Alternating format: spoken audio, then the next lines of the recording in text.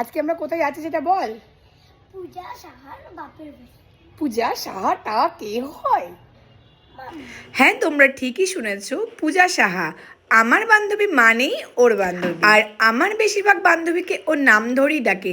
আর এটাকে না আমি খুব একটা চেঞ্জ করি না, কারণ ওর মুখে আমার বান্ধবীদের নাম শুনতে আমার বেশ ভালো লাগে। জানো তো, এই পূজার সঙ্গে আমার বন্ধুত্বটা একসময় এমনই ছিল যে আমি রাস্তায় একা বেরোলে অনেকে আমাকে জিজ্ঞাসা করতো যে তোমার ওই বান্ধবীটা কোথায়। কিন্তু বিয়ের পর পূজার সঙ্গে আগের মতো সাক্ষাৎ আমার আর অতটা হয়ে ওঠে না।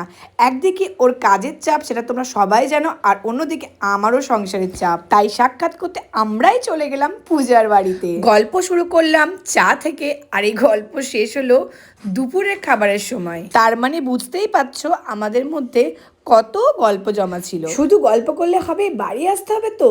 তাই আজকের মতো চলো টাটা, আবার দেখা হবে নেক্সট ভিডিওতে।